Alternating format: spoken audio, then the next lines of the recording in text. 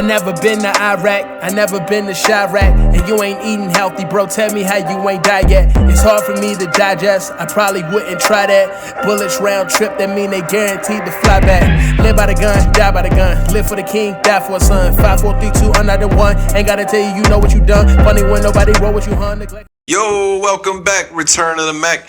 M.A.C, Moss, Andrew, Carl, back in the building as always. But as you can tell, we've got some additional guests in the house today. G.I.Wonder is back with us for the second time. G.I.Wonder Damn that shit. Oh, they had it ready though. I didn't know y'all had prepped for this. What's good? What's happening with you fellas? I just now noticed the shirts too. We've been here talking for 45 minutes. Before we get into anything, what's up with the shirts? I mean, I want the fraternity. Is it merch? Is this available? This ain't available. This is exclusive. Not yet. Not yet. Version right here. Yeah. You know this is like a little prototype. You know what I'm saying? I like it. But yeah, eventually, very soon. Yeah, they are shirts. Can you help me understand what the symbols mean? I mean, it's kind of self-explanatory, ain't it? No, you got the G. You got the I got the Wonder. I mean, Wonder. Oh. See, I thought it was like a reference to like God or something. it is. I mean, that's They're doing the math over here. I respect He's it. trying to do the mathematics. They're trying to do the mathematics. That's pretty thoughtful. Right? That's pretty thoughtful. Yeah. I mean, look, that's dope. And I really thought you was being sarcastic. I was like, how is this going over your head right now? No, I mean, look, I didn't see it as G.I.Wonder. I saw it as God on their shirt. So I was like, okay. Well, I wonder what that means. And look. Hey. It's working. Right. That's how everybody see it. Like, I don't even blame you because it's like when I didn't even know until like it was like when before. I think it was like a couple months ago. Yeah, a couple months ago. Like I just realized. He's in the group. And I'm in the group. I was like, Oh, this is genius. Right. Wow. That's hilarious. Chris was the one that made it. Yeah. He drew this up on your iPad, right? Yeah. I saw it. Yeah, the artiste. So I was just looking before we got started today. Last time we talked to y'all was October 29th, 2020. It's been a minute since we got together. And last time we talked, it was just me and Moss. I forget what Carl had going on. So this will be the first time we get the full group here. So if we got any crossover questions that y'all answered last time, just let us know. It's too bad. You're going to have to answer them again. Good show. All good. That works. We can get right into it, though, because I think we got a lot of questions and a lot of stuff to get to anyway. Oh, yeah. I don't mean to make this a solo question right off the bat, but I'm going to. First thing I want to ask about or address is, since the last time we've been around, there's been a name change of one of our members. Not the group, Yes. but I'd like to ask, what's Virginia Q up to nowadays? R.I.P. Mike Creams. Yeah, man. Had to put it to rest. But yeah, I mean, that was something, honestly, I just started thinking about, like, just a couple months ago, and I was like, maybe I should do a name change. I honestly feel like we are about to like level up again on like an actual, maybe even national level. So it's like whatever I'm rolling with, you know. So you started giving thought to Mike Creams, and I'm like, my name not even Mike. Let's start there. So many people addressing me as Mike. And I'm like, So you had to change the stage name or your real name. And it was easier to do the first time. So exactly. So a lot of people don't know Travis Scott is not his real name. Right. I didn't know that. I didn't know that. Oh, wow. It's like Jacquees or something like that. There's a lot of people that's like that, honestly. Jamie Foxx, his real name is Eric Bishop. Get out of here. Yeah. I didn't know none of these. It's great. You don't want to go down there and find paperwork to change your name to Mike Creams. He'll look at you crazy like, hold on. Everybody, a lot of people call me Q from Virginia. It just kind of fits. Yeah, it kind of fits. Get you tighten up the mic. Oh, yeah, for Pause. Sure. But, had to ask about the name change first, though. But like I said, with all the amount of time that's passed since we last got to talk with you guys, right. You had so much go on since then. Been making moves. Yes. You've been watching. Yes, putting it together, man. So, so you just kind of wanted like a timeline since we got together last. Well, I was gonna start with. I know one of the biggest things that I've seen that y'all have put up or shared a lot about was the LA trip. Yes. I don't remember how long ago that was, but tell us about the LA trip, how that happened, and what came of that. That was November 2020. So it was like not long after we recorded that last podcast episode. Remember we was telling y'all about it. I think we had like 2 weeks until we had to, catch the flight or whatever. So I mean, we can, take turns telling each part of the story. But so my guy, shout out Cam Junkie. He he put the play together for like to us link with Bone and all that. So, he hit me and was like, yo, we got the thumbs up from Bone. Y'all can come on out here. Bought the flights, drove up to Richmond, took a flight from there to Miami. Yep. And then from there to LA. We got to LA on, it was a Friday. I want to say like the 13th or something, November, we kicked it. Sightseeing a little bit. But that night, I actually shot some behind the scenes footage for one of Lazy Bone's music videos. Yeah. And, they were with me, but, I was the only one that had the camera, obviously. And, that was just a dope experience. Yeah. It was like kind of surreal.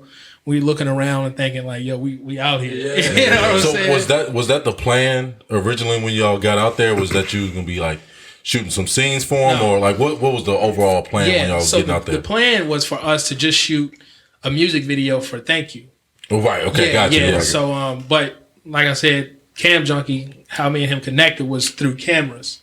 So, he's been my mentor since 2018. So, if there's any opportunity, then he's quick to give me like an alley-oop. Oh, nice. So nice. He knew I was out there and he was like, come shoot some behind the scenes footage. And, Lazy Bone ended up using it and posting it. So, I thought that was super dope. Mm-hmm. But yeah, so, we just done that Friday night. That was kind of like a little bonus incentive or whatever. And, we was super tired from the jet lag and the lack of sleep, Sure. So, because it's still early out there when you get there. So exactly, bro. It's completely different. For sure. So, we took it down. We stayed out. How late we stayed out that night? Like to the next day for real. Probably like 2 in the morning maybe. Yeah, pretty late. So, we took it to the hotel. We're like, look, we tired. And then we passed out. So, when do y'all want to take it from there? What happened Saturday? Yeah, what happened? So that Saturday, we was hyped. So we just like woke up. Like we like, yo, you know what I'm saying? It's about to happen. It's like Christmas, right? Like, yo, we gotta go. Yeah. So we hopped in the van, the rental van joint. Shout out to Chris. He was whipping. He was whipping the whole van. It's too much. But we went to Melrose, wasn't it? Down that strip. No, you went down that strip. Then we went to the Walk of Fame. Yes. And we were just out there, you know what I'm saying? And it's funny because when we got to the Walk of Fame, I'm not gonna say I was like disappointed, but it is underwhelming. I've always wondered that, bro. It's like just a sidewalk, right?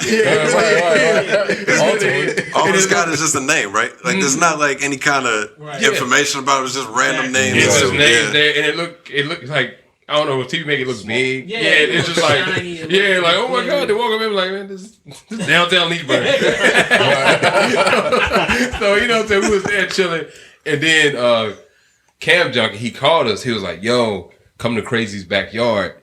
He didn't say come to his backyard. But he said come to his house. And that's when we was like, whoa, wait a minute, his house? Like, he don't know us. You know what I'm saying? So we jumped in the whip immediately. And then, we went up there. And it was funny because our homeboys were with us and they were trying to buy Crazy Bone cheese. Because, we had stopped by Whole Foods. We stopped by Whole Foods. And they was like, yo, what would be a good gift to give them? Cheese is where y'all landed. I was like, yo, we good. Yo, we don't need cheese. Like, trust Yo, get out. Man, that's some Virginia stuff right here. So, you know what I'm saying? Like, we pulled up to the gate. And that was the real moment. Like we literally said his like government name. Yeah. And it was like, yeah, you look at him. We was like, yeah, look. And then the gate opened up, and it was like, I was like heaven. It was, it was like, oh my god, like we going. So you know what I'm saying? We pulled up. You know what I'm saying? And then like we literally was like, because we had got to the front of Crazy Bone's crib, and Cam Junkie was like, he was like, yo, I need you, and you to come back here so we can get this video shot. So we walked back there, and we just like stand in his backyard. And then, like, I'm like, low-key, like, peeping in Crazy's house. Like, what you got in there, fam? And then, I see somebody come around the corner, and his head was like, oh, snap, like, that's my dog. So he walking up, but I'm trying to be like, what's up, man? You know what I'm saying? It's not a big deal. Keep telling yourself this is no big deal. He's probably hyped to meet me. You know what I'm saying? Then he walk out, and I'm just like, he like, what's up? You know, he all quiet. So he like, what's up? And I'm like, yo, what's up? You know what I'm saying? We just, you know what I'm saying? He started shooting the video. So up till this point, y'all hadn't had any direct contact with anybody within Bones. It was just through Cam Junkie. That's the name you said. You know what I'm saying? And man, like it was just a really, really dope experience. And we just like we sat down. You know, he was talking to us, conversating with us and stuff. And we're just like, but the whole time, again, I'm just like in my head, I'm like, yeah, where? But in my man, I'm like, oh my god, crazy. This was like this has always been my all-time favorite rapper. You know what I'm saying? Like my personal GOAT. So it's just like when the dude came out and we having conversation, he telling us about when Eazy-E was out here.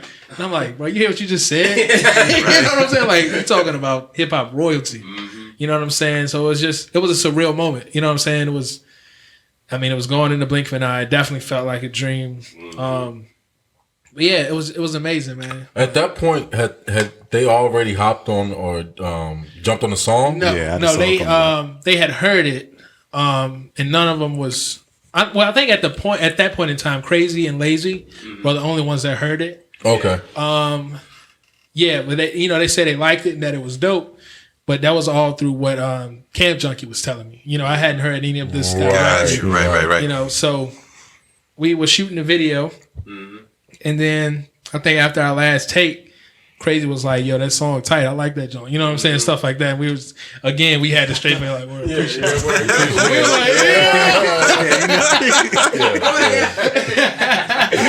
like, trying to keep our composure, man. But that was super dope.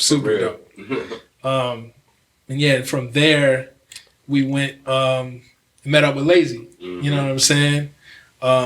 It was right in front of there's a bunch of Nipsey Hussle murals out there. But this one is one of the more popular ones and the best one, I think, personally. I've seen Snoop Dogg shoot there before. Lazy has shot there as well. And that's where we met Lazy Bone at. You want to talk about that? It was crazy because, like, we had like a kind of like a time slot or whatever, and then like he ain't show up at first, and we was like, dang, like superstar, it's probably gonna fall through because at first he wasn't like really. Was that one set in stone at first?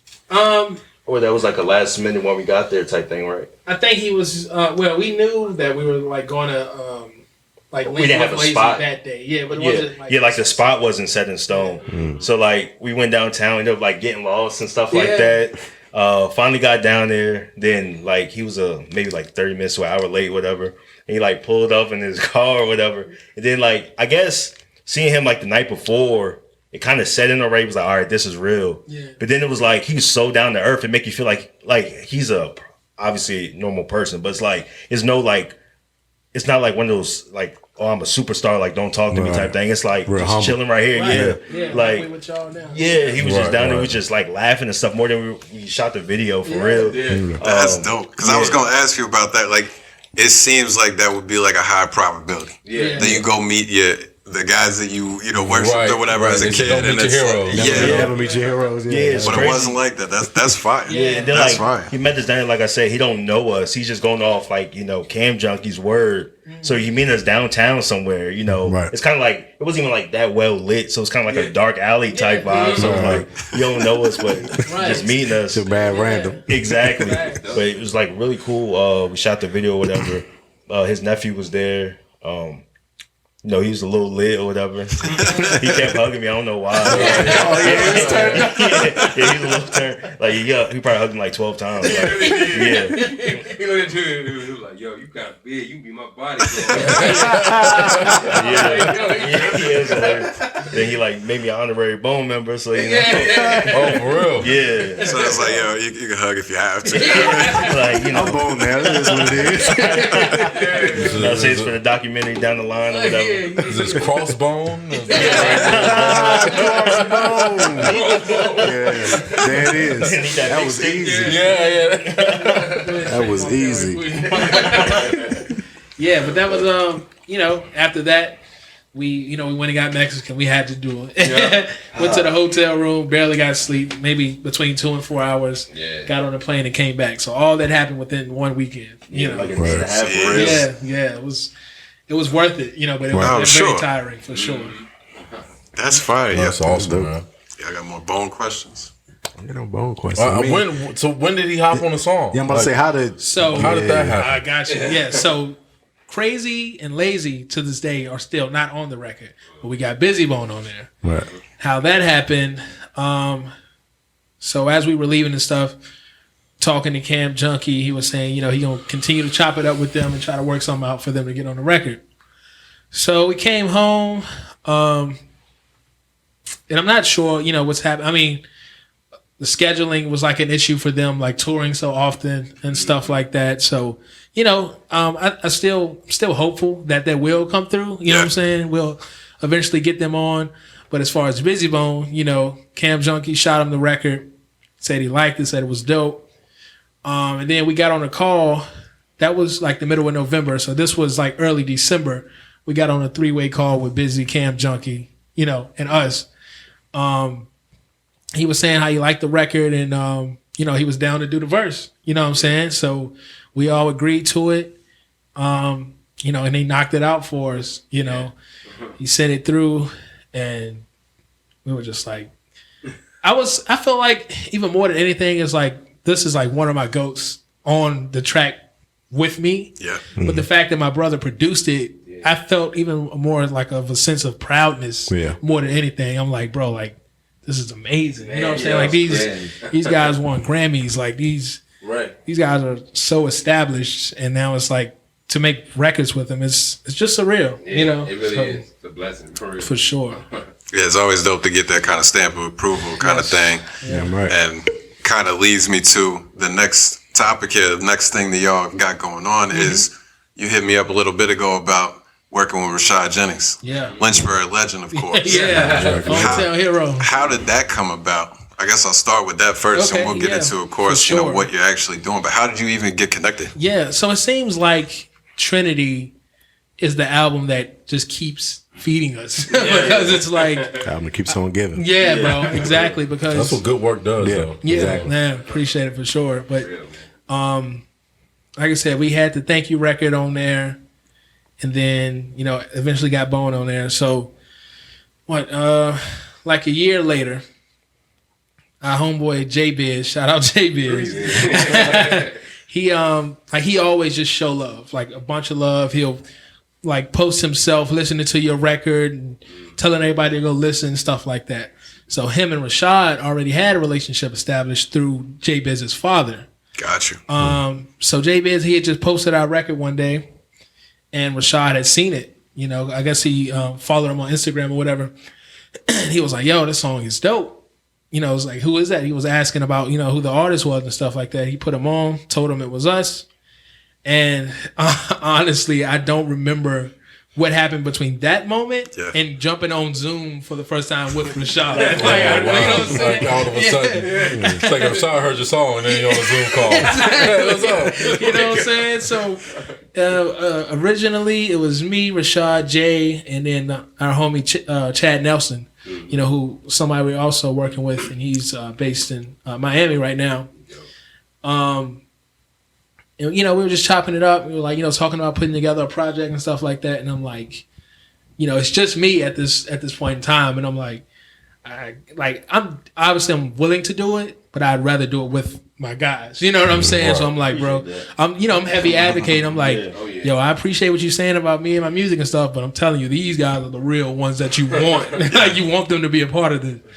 So they were like, okay, cool. We don't feel like that'd be too many people working on this collective musical project. So I introduced these guys, and we've been working together ever since. Just that group of like, Rashad's basically been executive producing this project that we're working on. Us three, Chad and Jay, are like the primary artists. So that's what we in the middle of right now, is working on that album. So you want to elaborate on that a little bit? Yeah, man. Like, it happened like he said it happened, and just like, basically, like, I'm just like, he'll literally call me like randomly at night, because Rashad is on like the he live in in LA. West Coast time. West Coast time. So it'll be like 12 over here. And he'll be like, yo, you got another beat I can get, or how's that beat coming along? I'm like, oh, dang. So I go into the studio or whatever, and just like, just coming along this. I sent him that.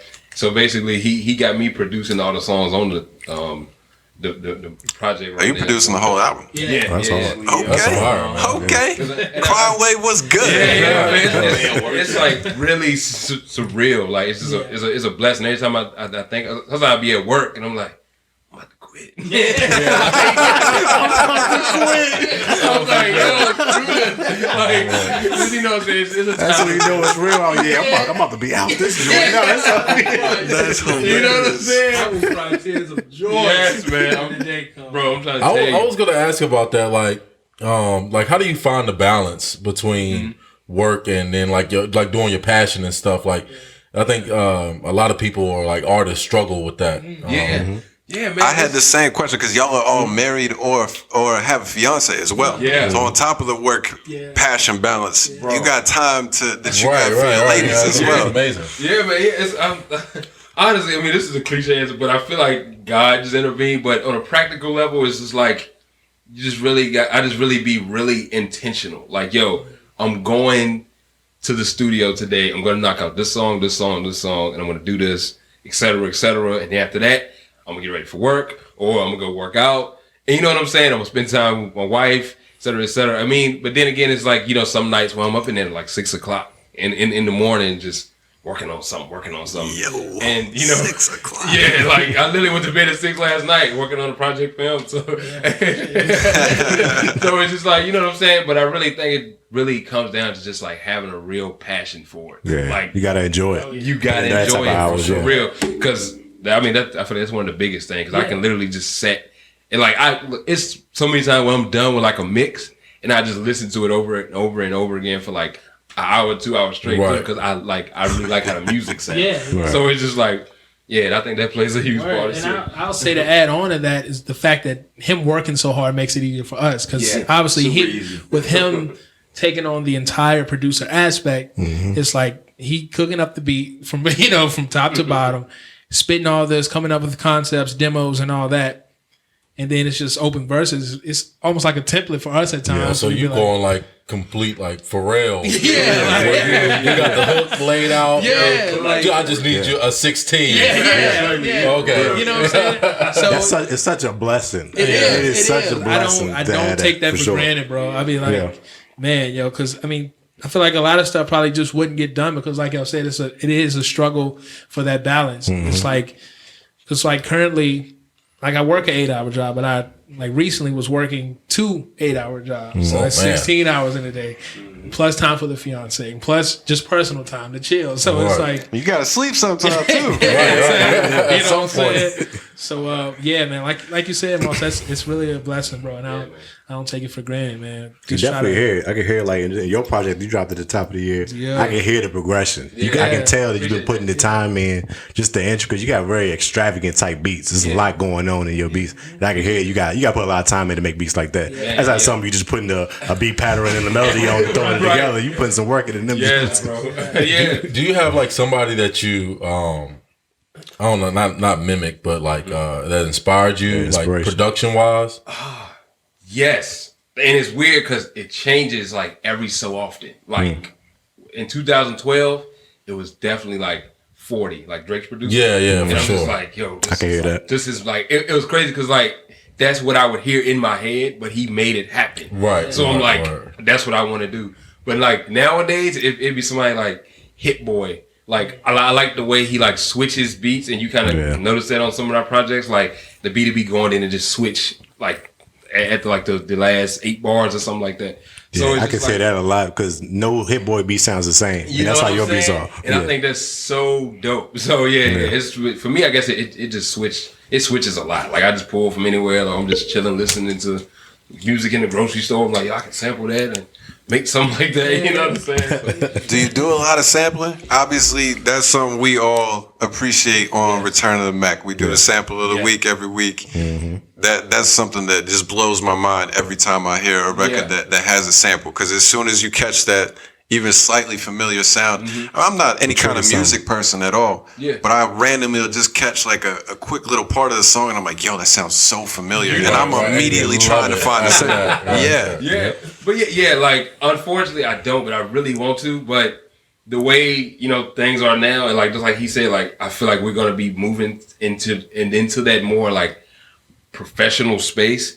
It'd just be hard to go about it legally and get it cleared. So right. That's wild. I thought you did. Yeah. Your beats sound like you do. Yeah. So why did you say you don't at all? But it's like technically I do because it's an app I use where you can get free samples. Right. You know what I'm saying? Yeah. But it's just like stuff that people make and they put them out for free, and you can just click them, drag them, loop them up, do what you do, produce or whatever. Well, that's even better. If you are making it sound like you're sampling big records and you're not, forget ever paying for these joints, man. No, for real. And that's one thing I love about the way that to get app. around it. You know what I'm saying? Mm-hmm. But then again, my only downfall with it is it's free, so 1,000 other people can have it. Right. You know what I'm sure. saying? I got you. Mm-hmm. So it's pros. That's what a lot of samples anyway, though. Yeah, for real. Some of them are running to the dirt. You know what I mean? Like, yo, right. We've heard this 1,000 times.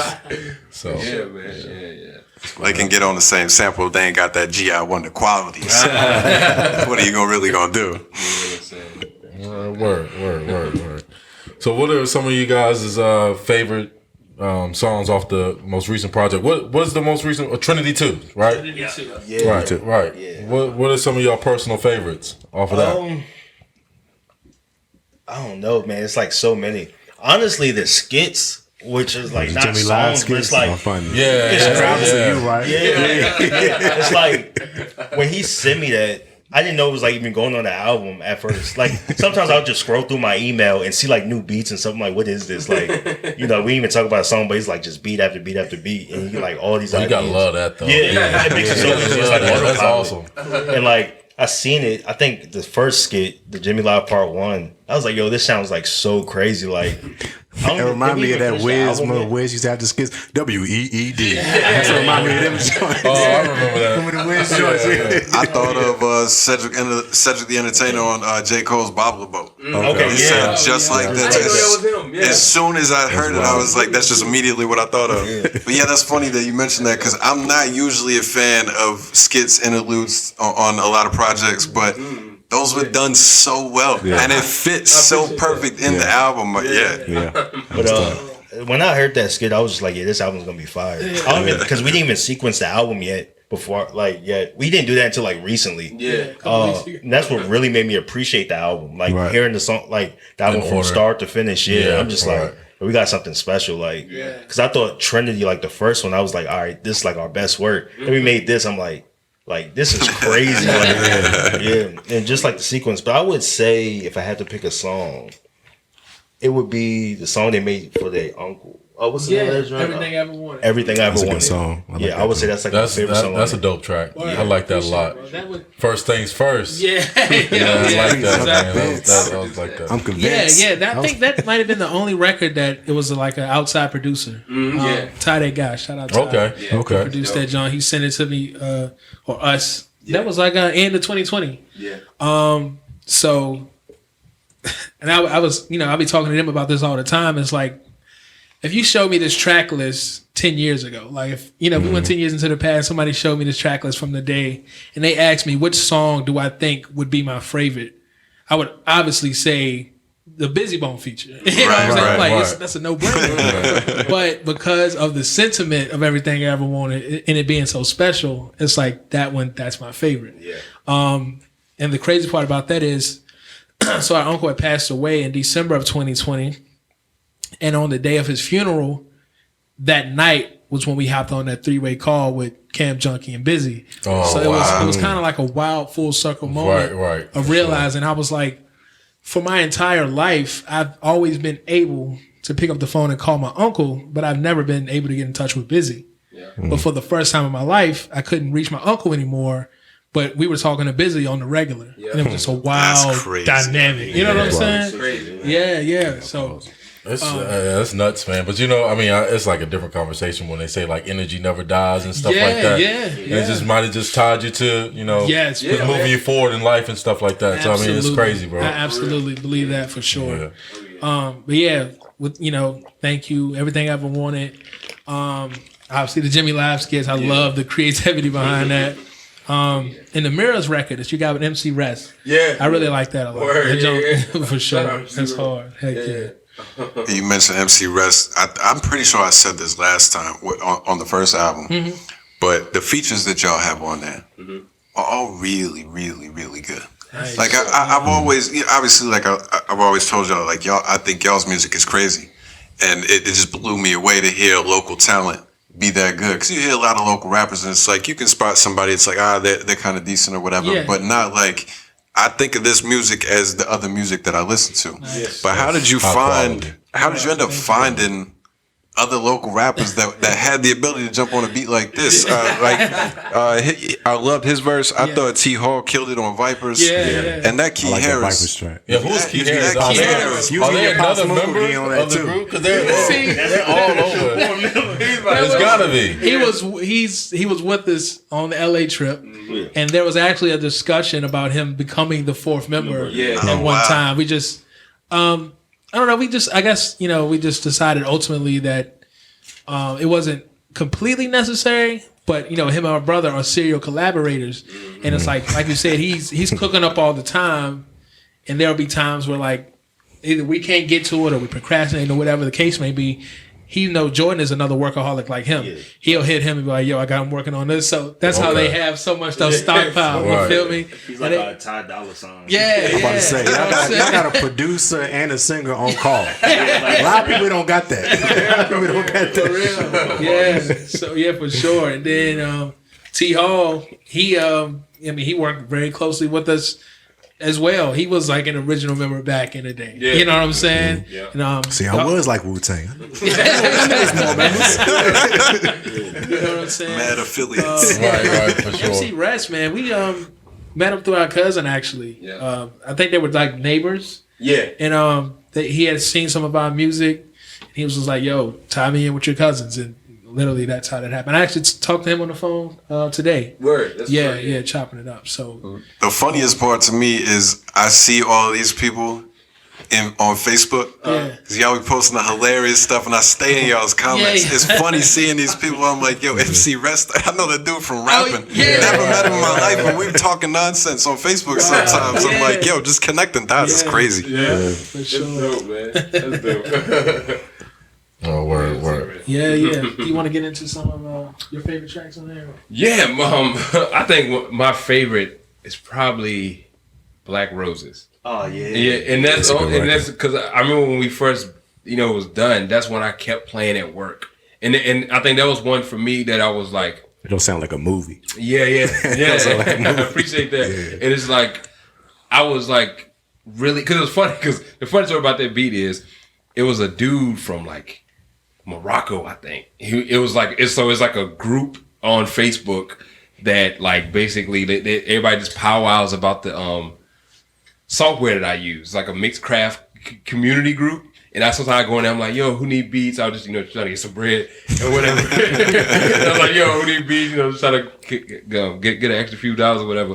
And this one dude was like, he was from like Africa. He was like, "Yo, do you got any trap beats?" And I was like, "No, but I can try to make you something." So he called me like, "Yo, I need a beat a trap beat. And I was just like, okay, like what? He was like, yo, like I'm like, okay, what kind? He was like, anything that's like, modern trap. I'm like, all right, say that. So I just, and that beat for Black Roses, that was one that I came up with, and I sent it to him. And that's why it has those, like, it sounds kind of like African drums almost, like that, is, you know what I'm saying? Because I was, trying to cater, just do something like a little bit, like, odd and different. Maybe he would like it. But he never hit me back. But I'm like, yo, I really like this. Right.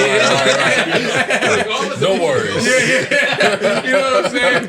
So I wrote a hook to it, and then I sent it to Key Harris. I'm like, yo, sing this joint. And he put it on there. I'm like, I bet. Got a verse, sent it to him, boom. And I'm like, this is one of my favorite joints. Yeah. And I just kept playing that work over and over again. Like, yo, this is the one for me. So yeah, I think that was probably my favorite one. But beyond the one we done for Uncle. So yeah. That's dope. Did you guys have like a vision for the album? Like when you were putting it together, like ultimately, I'm asking because when I listened to it, like the first, I don't know, 5 or 6 songs I listened to, like I got dark, twisted fantasy vibes from it. I'm like, yo, this is amazing production level right here.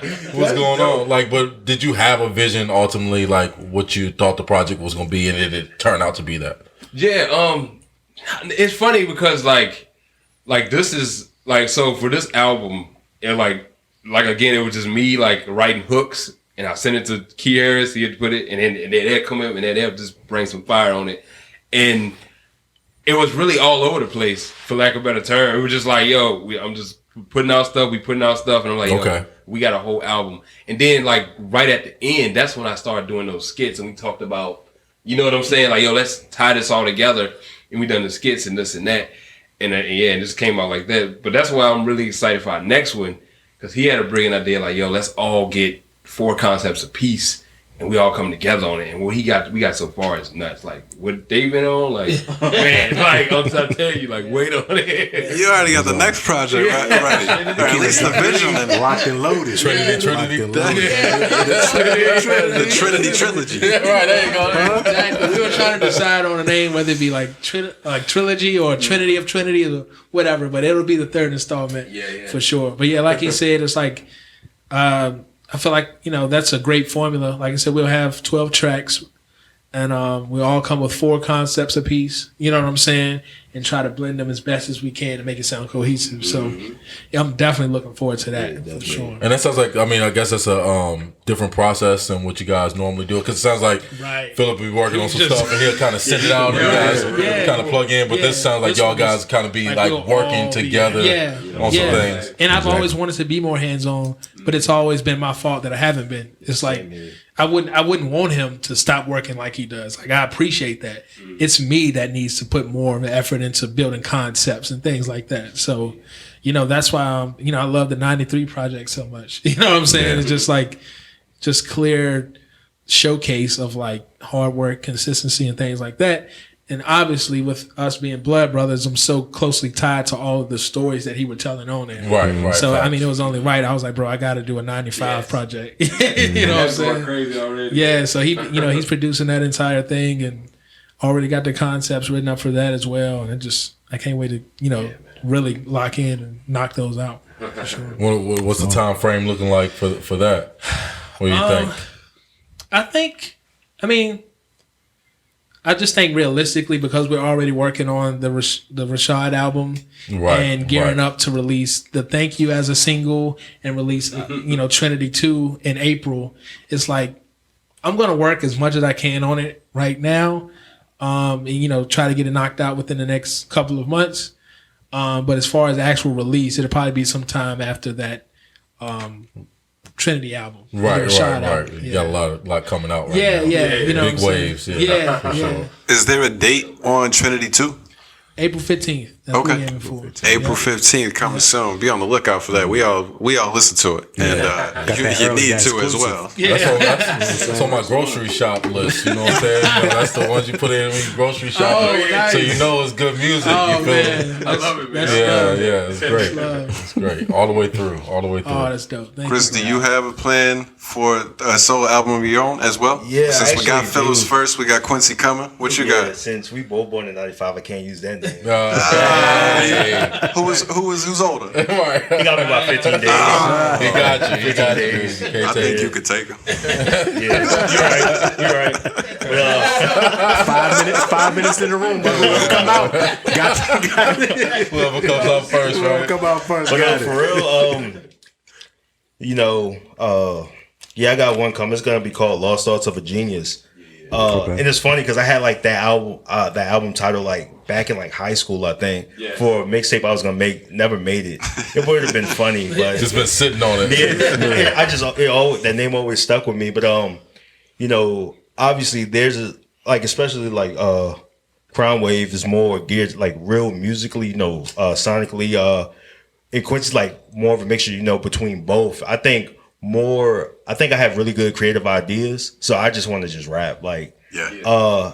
It wouldn't be more song format. It's just gonna be like probably like 4 or 5 freestyles, just rapping. I'm not mad at that. Yeah. I'm not mad at that. But at I all. did want to bring like a creative aspect, so it's gonna be more so like. So I'm gonna pick like just 5, great minds that's ever lived, like Einstein, Tesla. It's like rapping to them.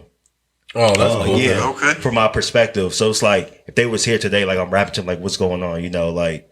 Some, that's you kinda- know, You some- is a creative because ain't nobody thinking of nothing like that. Yeah. So like, that's That's like interesting. some side shit right there. Right. Putting them concepts together. Black History Project. Yeah, something like that. That's pretty cool. Yeah, That Mandela was crazy. Do something like that. And then the next project, like you said, Trinity 3, it's gonna be crazy. Like we already go over like ideas we have for it, and like we got some ideas. Like we got some stuff. Sure. Oh yeah, I did want to mention, not to backtrack, but like bring up Rashad. It's crazy, like the 360, because like we met him like years ago. Well, we didn't even meet him, but like he had a show in the park. What park was that? Miller Park. Yeah, he did like I guess it was like a charity event or whatever, and we performed there, and it was terrible, like terrible, like underprepared. It was horrible. Yeah, didn't know the lyrics like that. Is no energy. How many years ago did you say that was? That had to be 2017. It was 17? Yeah, 2017. So about 5 years ago. Yeah. 5 years makes And a it was big change. The progression. And now, like years later, seeing like Rashad constantly in the studio with us, going over plans for the album and stuff, talking about, performing and, just the future. Cause he said like he wanted to work on multiple albums, like, so it's like, it's crazy. Like what 5 years could do with, consistent work ethic. Yeah. Do you think that moment like changed anything for you guys to say like, oh, this won't happen to us again? That's a type good thing? question. Yeah, definitely. That's exactly what we said after we performed. Yeah. Like, yo, this ain't happening no more. Like, we gotta be prepared. Yeah, you get And it propelled y'all probably to this point. So I mean, it's one of those things that like it shows you gotta have failures to have success. That's the only way it exists. So you can push yourself to the next level. And I Either you think gonna quit or keep going. We all have the same goal, which is really good because like most groups, it's like we just want the money type thing. Like we really love music, like for real. And like Quincy was saying, between me and him, we really for this next album, we're really gonna be more involved because like Cromwell is like really like the glue to the group. Like if he didn't, I feel like sometimes if he doesn't push us, like he don't see me be like, yo, I need a 16. Some days I'm just like, I ain't rapping. But then I hear like one of his verses, a Quincy verse, I'm like, yo, they just like spitting for real. Like I forget sometimes how good they are. Until I listened to this project when he said like I didn't even get like a sneak peek or nothing. I was like, I don't want to listen to it until everybody else could listen to it. And then I played it in my car like right before work. I was like, yo, this is crazy. Like this is like really good. I did the same thing. Yo, And I'm like, we had, I don't know if it was before it came out or it was right when it came out, but whatever. You had sent it to me, and I had passed it out to both of them, and I was busy that week. So Moss got to it right going away. Crazy. Moss hits the chat. He's like, yo, y'all gotta check out this new crime wave. He's going I nuts. used to be on their back about stuff. Right. But I'm like, yo, you gotta listen to this. Like, he bugging out on every single record. But he said all that, and I was like, yo, I'm definitely gonna listen to it. Like, I'll get to it probably in the next couple of days or whatever. And I just kept getting caught up. So I remember it was a Friday night. It was like 10 o'clock on a Friday night. And Moss again hits the chat. He's like, yo, I'm telling you, y'all gotta check this out. And I don't know if y'all heard me the first time. He swears we don't be listening to him. Sometimes we don't. Sometimes we don't. My brother paid him to promote. Seriously. Hey, yo, did you? But he finally got through to me. He finally got through to me that night. I was like, yo, Moss really doesn't, like, he'll share stuff, but he doesn't come back and say a second time, you gotta check this out. So I wasn't doing nothing. I stopped what I was doing. I was like, yo, it's 7 to 8 songs or whatever. I'm gonna listen to it right away. And it's the same reaction. As soon as I turned it on, I was just blown. Because, Swear to God. Y'all have been talented. We already knew this, but the level up from you, Crime Wave, from the Trinity album to this individual project, I was like, oh, he living in the studio. Nuts. He doing little ad-libs in the background, little noises in the back. I'm like, yo, what's all this going on? I can't remember which track that one is, but the one where y'all got the Quincy doing the heavy ad-libs on. I assume that was Quincy. I didn't do any actually. That was you doing the He's ad-libs? Heartache. That's funny because Rashad is as I done on the track for him. He was like, yo, Quincy went crazy, man. I was like, that was me. Oh, man. I've been giving mad credit to Quincy in my head. I thought he was doing all those ad-libs. No, yeah. That was me. And it's funny, though, because I did get inspired by Quincy to do ad-libs. Because on Trinity, Father, how you went behind yourself, and you was going, I was like, that sounds so dope. And when I done that track, I'm like, I'm definitely putting that there. That's I remember writing that at work. I was literally cleaning a chair, and I was listening to the beat, and I like literally put the rag down. I sat down like, I'm gonna write this. Like I'm gonna write this whole thing, and then I'm gonna work. So yeah. So that's what's up, man. I'll speak to it, a little bit. I mean, obviously I'm gonna have some bias with that. You know what I'm saying? Me and my brother, but it's like, bro, as objectively as I can say it, it is like almost it's flawless to me. You know what I'm saying? Likewise. And it's like, bro, I'm at work telling people about it like it's mine or something. Like, bro, y'all gotta check it out. You know what I'm saying?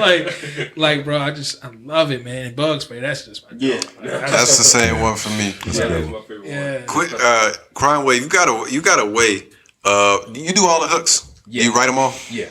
So when you don't got Key Harris killing it on there for you, your hooks are mad catchy. And I'm not like new music and stuff today.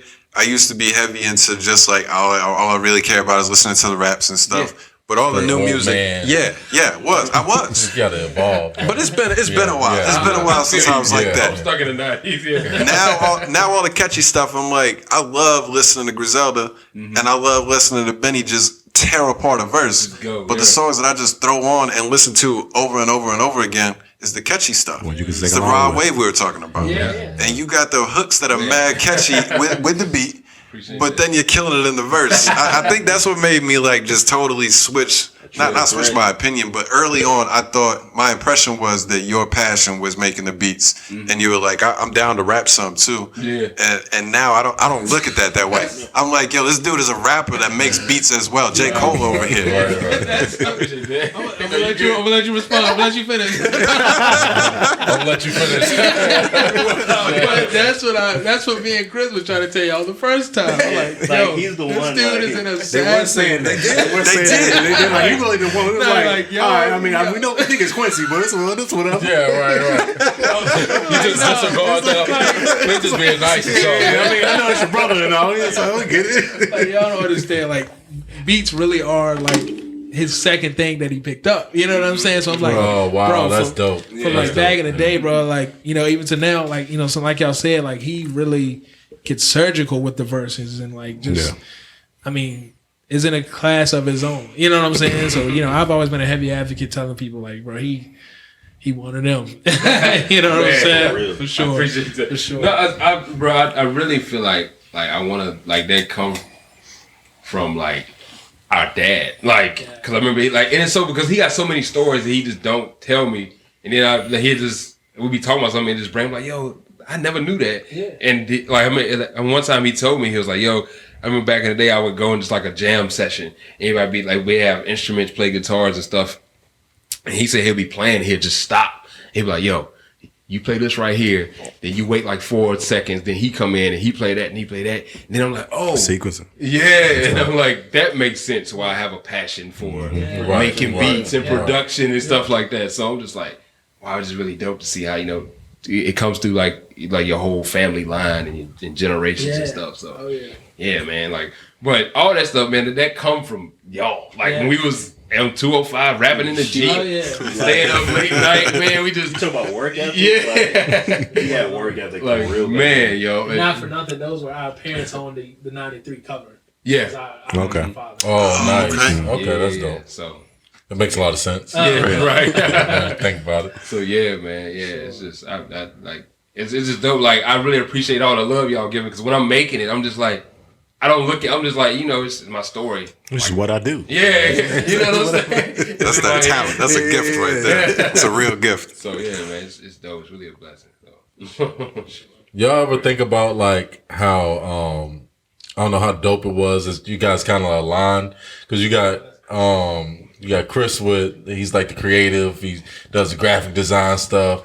You Quincy, you doing all the video stuff, and you do all the producing or whatever, and y'all all rap. So, I mean, it's like everything that people need to be successful, y'all have. Yeah, you know what I'm saying? Got everything you possibly can need. Y'all in-house. All in-house. Like, it's like incredibly, I wouldn't want to call it luck, but it's kind of like you guys a little bit lucky. Like, it looks like, and we like talk about it all the time. Like, we'll play around, be like, yo, we really a super group. Like, we don't have to like outsource nothing. Right, outsource anything. That's we got beats, we got our own music. And if we do outsource, it's like to our homeboys singing the hook or something. Right, think about the artists that's sitting there looking to find beats, looking to find somebody to sing on the track. Hard. I'm trying to find artwork to get on the album. Cameraman and everything. You got source like all that stuff. Y'all got it right here. That's a really good point. And I think I like realized that when I like now just like doing albums with Rashad and stuff. The other guys in the group, they'll hit me on the side sometimes for some beats, and I'll be like,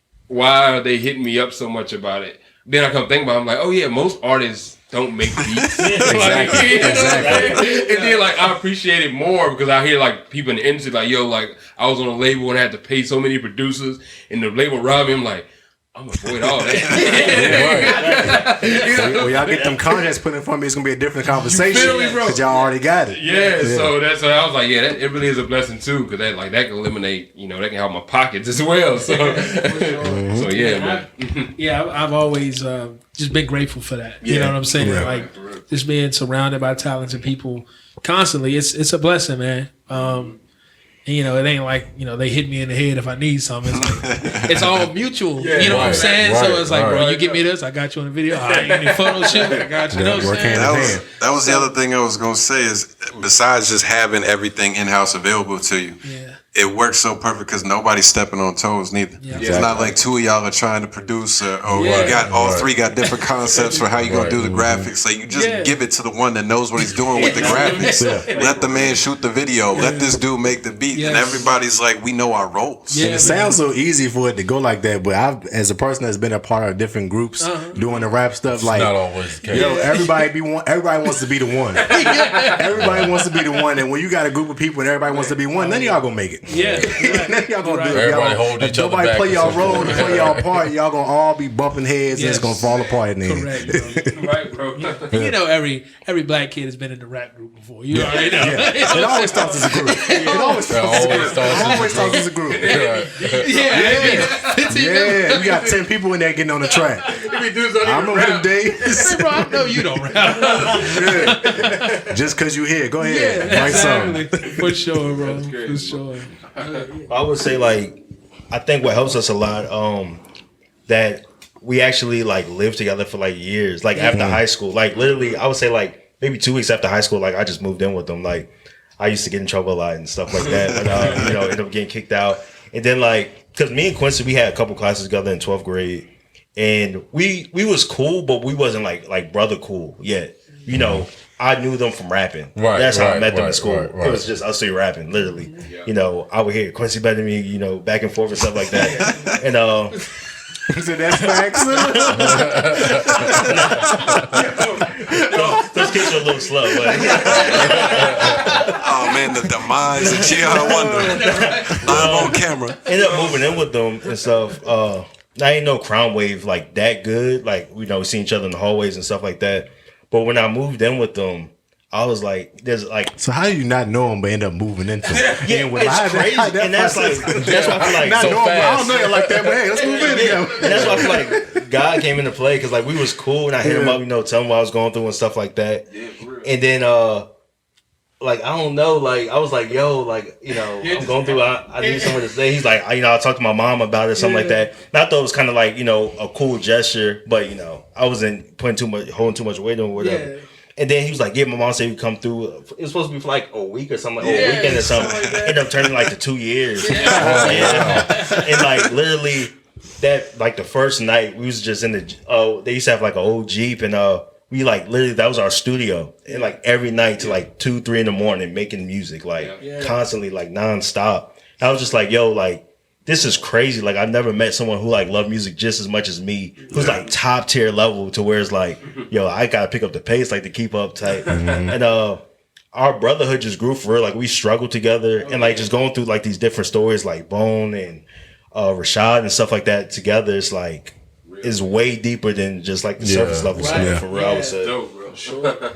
Yeah, honestly, when you put it that way, that's like really an amazing story. It's almost like you guys all, I mean, you became brothers. Like for real. Yeah, like, you live with somebody for 2 years. Yeah, when you live with somebody, y'all brothers now. Yeah, y'all brothers for sure. Yeah, fall down there. I see you got the eye boogers in your eyes in the morning. That's awesome. Like, we went through arguments, we went through good times, like, you know, like brothers for real. Like, For sure. yeah. Of course, you know, with growing young men and stuff like that, you start getting more testosterone, and you know what I'm saying, just being it. Andrew didn't say that. I just want to. No, Andrew didn't say that. Just being around each other, you can grow tired of it. You know what I'm saying? Like, man, you know, space, and then there can be a little bit of resentment in there and stuff like that. But Chris ended up moving to New York for a year, and it was like, dang, I feel like at that, like right before he moved, it was almost at a point where like, I feel like there was kind of like a unspoken tension, you know what I'm saying? Like amongst us, you know what I'm saying? It's not like it was ever close to any beef or anything, but it's just like the fact that we're all men who really need to see Branch the out. world. Yeah, exactly. Yeah, you know what I'm for sure. saying? So with that, and then it's like, so I was feeling that heavy, like we need to branch out. But then, like the moment I found out he was gonna move, I was like, "Damn, I missed this." You know what I'm saying? So They would call us every night. like we were talking like every day for real. Yo, what you doing, bro? miss you. You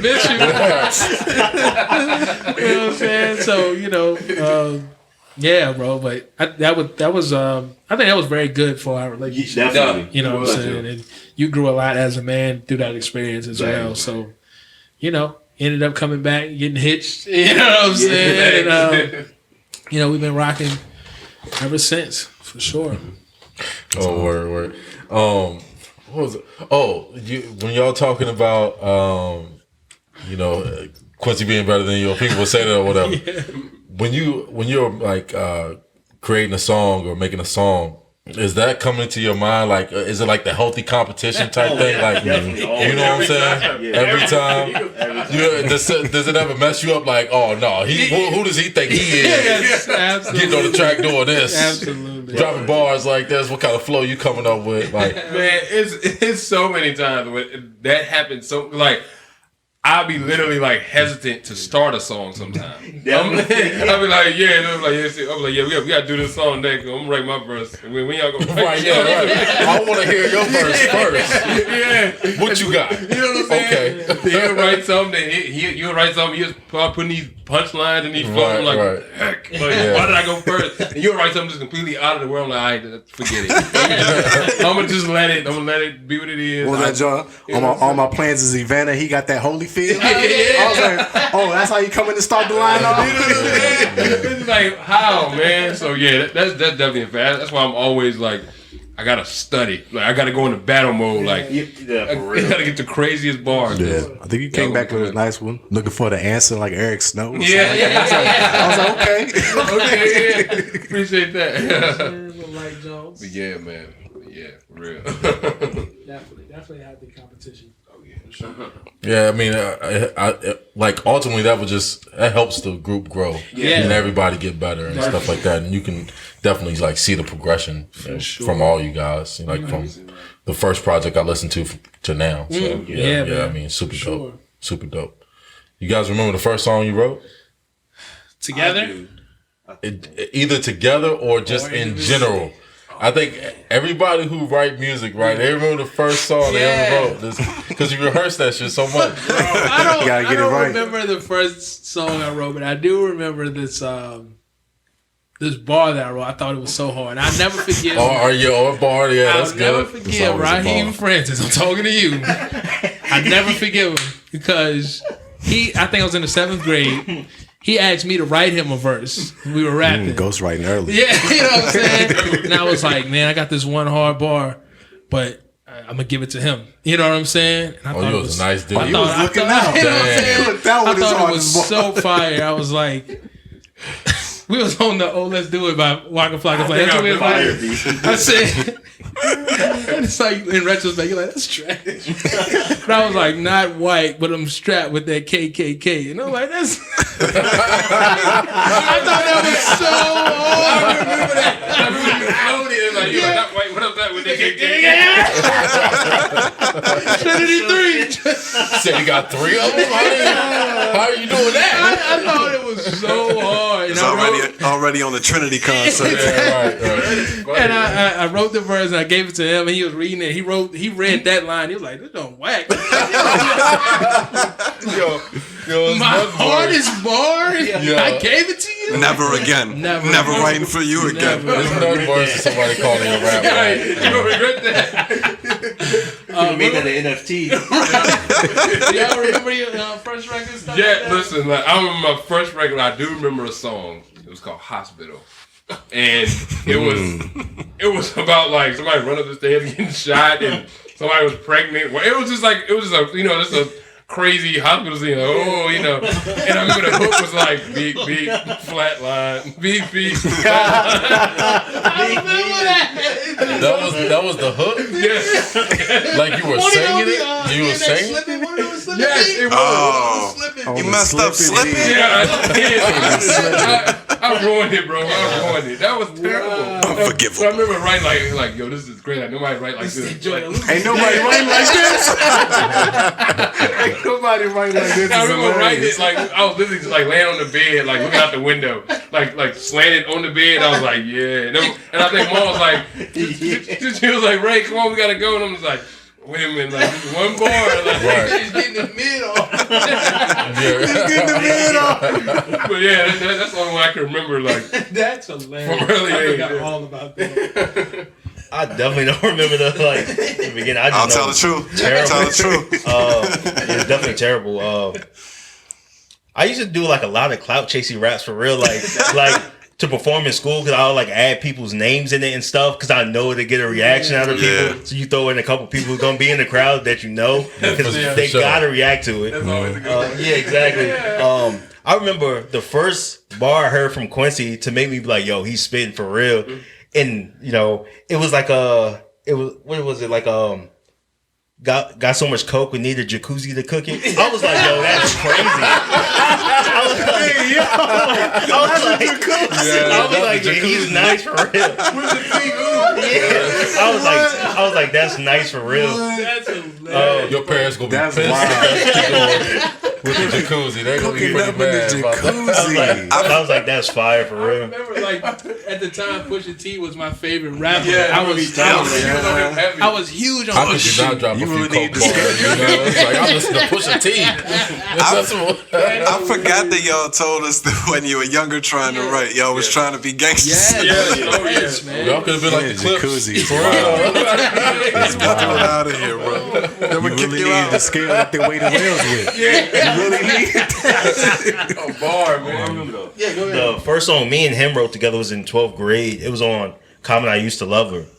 and we wrote that. I don't know what happened to that song. But I remember we wrote that. And he used to like bring his like laptop. Well, it used to be Crownway's laptop. He used to bring it to school with the mic. Yeah. Like we used to like record in class and stuff like that. Yeah. I was like, yo, this is fire. Like I've never been to a studio and stuff before. It's like he's like bringing it. How'd you record in class? You can't just go over that and just you can't just skip past that. In the back of the room. How are you recording? He's paying off the teachers. Yeah, we had some like really cool teachers for real. It's like elective classes. They didn't care. Oh, okay. Well, I let it slide earlier, but you said y'all was recording in the Jeep when you were talking about living together? Yeah. That didn't make no sense to me neither. How did y'all do that? Y'all just record anywhere. Yeah. So what I would do is I would leave the laptop charged for like an hour. So we would just like go, we just tripping let's get something to eat, bro. And then we'd come back like, yo, that joint charged up, we good. Bang joint the joint and just like plug the, we had like a little USB mic, kind of like this, but it was like short, one of them little short, like little silver. Yeah, a little silver joint, and we just record like that. I remember we recorded one song in the Jeep. It was to Nas that what's that joint like? New York State of Mind. Oh yeah. I for some reason I think you was asleep. I was asleep. Yeah, you was asleep. I was asleep in the back seat. Yeah, and we was y'all two. And we were just like going crazy. Yeah, I was like mad. I remember like hearing it sound like a hot box session. That's what it sound like to me. I know what's going on here. Yo, you funny. Sleep passed out in the back seat. Yeah, all right. No, you gas, bro. Like I remember like waking up hearing it. I think because we like I said we used to stay up like 3-4 in the morning or whatever, so I'm just sleepy. I remember waking up hearing it mad because I wasn't on the song because the song was already long, it was like 4 minutes. And I was like, forget it. But then like I remember we shot the video because I remember I shot the video for it and it was like really cold outside, like snowing and stuff. And I remember the views and stuff. People was like, yo, they going crazy. And I was like, dang, I wasn't a part of it. Like I really like slacked on this. That's the funny part about it is like I started off as the beat maker. Yes. And Chris was technically the first videographer. Oh, y'all switched roles. That's wild. Yeah. Found the lane though. That NY State of Mind, that's still online somewhere. It is. Yeah. I think it's on Facebook or something. I'm gonna look for it. We was heavy into watching URL at the time, so we were just trying to say the wildest bars. And, oh, y'all was gun talking. Yeah. Oh yeah. I was like, I sent a couple of shots of something. If you don't want to stay down, then I'm swinging to Maggie Homer Simpson on the playground. And I was like, dang, what I was saying? It was something along those lines, but I thought it was the hardest bar in the world at the time. I kind of like it. That was check mark. That's one of them. Give it a check on that one. That's a good one. That was a good one. That PR code. We're going to keep that one in the tuck. Keep that one in the tuck. We was going in on the train. Yeah, man, we should be wild with the bar. Lucky we Christian rappers. Yeah, exactly. We had to yeah. For sure. All right. I got a scenario for y'all. Now, we had a debate about a certain situation on the pod a while back. I don't know if you heard about the Fetty Wap situation where he didn't put Drake on his album. Oh, yeah. Now, so me and we was going back and forth just about how that scenario went down. Yeah. So let's say, I'm going to put y'all in the scenario. Let's say Cole hit one of y'all up. Y'all got a track that's kind of doing some little friction out here. He like, y'all like this track? Yo, Quincy, you going crazy? Hey, yo, Crime Wave going to get his stuff off. We need to take Chris off this joint, bro. We need to take him off. We're going to go up from here. What y'all going to do?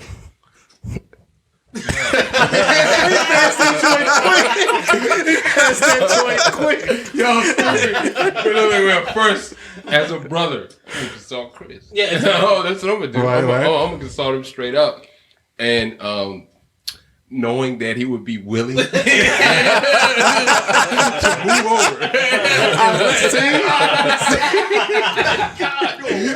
yeah, I think, He said God doing work. You know what I'm saying? Quincy's passing the buck to anybody, Crime Wave, God did it. But honestly, that's what I would do. And I don't know, I feel like in that situation, we would all have an understanding. Because Chris is already, he not going to fight that. Like, like no. Like it's cold. Yeah, it's cold. Yeah, so but I would still consult him as courtesy. Exactly. So we kind of like both was kind of right. Of course you're gonna say something to him, but if he is against it, it's like, yo, you tripping. Exactly. Like, yo, you tripping. Now, Cole just called us. He tried to get this right. When I was just convinced, like, yo, when we're like, yo, I gotta convince you that it's happening. Yeah, right. It's going to happen. Exactly, and that's how we all are, and that's how we all have been. It's like if we know that there's things that are for the betterment of the group overall, all of us are very willing to sacrifice or compromise. You know, so yeah, for sure, that wouldn't be no issue at all. We'd be like, yo, bro, this is what Cole said. You know, I'm knowing Chris, he'd be like, for sure, just like we would if it was switched around. Right. Yeah. For sure. Yeah, I definitely agree. Like, obviously, it's Cole, but same thing like with the Bone Thugz thing. For real, I feel like if I would have gotten a song, we wouldn't get as much traction because like they really had like a true love for Bone and stuff. Like me, I wasn't a Bone fan. I wasn't a Bone fan until we touched down in LA and I met them. I was like, yo, I'm a fan. Like they cool. I'm a fan. They made you a Bone. Yeah, exactly. Like, I gotta be. I'm all in. But yeah, like just like I remember when I first met them talking about, and you could tell like the earlier music and stuff, like the flows and stuff like that. But like just seeing the whole situation from like the inside, but like standing back, seeing it like, yo, these are their favorite rappers growing up. We find out to LA to meet them. It's like not just going to LA and we meet them. But it's like that's the reason we going out there. Yeah. And then like them get Busy Bone getting on the song, him constantly like texting Quincy and them on calls, and so I'm like, yo, this is real. Like, so I'm definitely a Bone Thugz fan now. So like, whatever's best for the group, I'm like, I'm down. Yeah. Who is your Bone? Who is your rapper that? Lupe, and I got to meet him, so yeah, that's pause. But I hate Moss. I hate Moss so bad. Oh, crazy. But Lupe is my like favorite rapper of all time. Like that's like my GOAT. Jay-Z is my favorite rapper of all time, but Lupe is my like. I think Lupe is Jay-Z's favorite rapper. Exactly. So that I'm good either way. Yeah. But I'm pretty sure Jay-Z said this before. Yeah, he listens to a lot of people that he likes. I'm just saying. I'm pretty sure he out said Lupe. But it wouldn't be a bad choice. That's all I'm saying. Lupe is like my GOAT for real. Like how Crazy Bone is his, but like Lupe is mine. I got to meet him and stuff. So it's like you gotta imagine how surreal these moments are for us. And to relate to the scenario that you just asked, I was with Chris at the Lupe show, and he had the painting of Lupe and all that, and that's just such a luxury to be able to rap at such a high level, but then to be able to literally just paint. Yeah, the painting is crazy. That's a whole nother thing. It really is crazy. But he had the painting. And he was talking to, I guess it was like Lupe's security or manager or whoever. Yeah, something like that. He was like, trying to get backstage and get it to him, and he let you, and I was trying to go along with you. He stopped me. He was like, hey. Nah, bro. And that was another one of those moments where it was like a inner peace and an understanding, like, oh, this is his moment. This is one of his moments. Like, let him have his moment. Yeah, exactly. Yeah, exactly. Like when we went and met Crazy Bone, Chris wasn't allowed to come to the back of the yard. It was like at the peak of the pandemic. We were trying to keep it as minimal as possible. Gotcha. And Chris, he expressed the same sentiments of like this isn't a moment to be bitter. This is like a moment to be happy for your brother. Right, you know what I'm saying?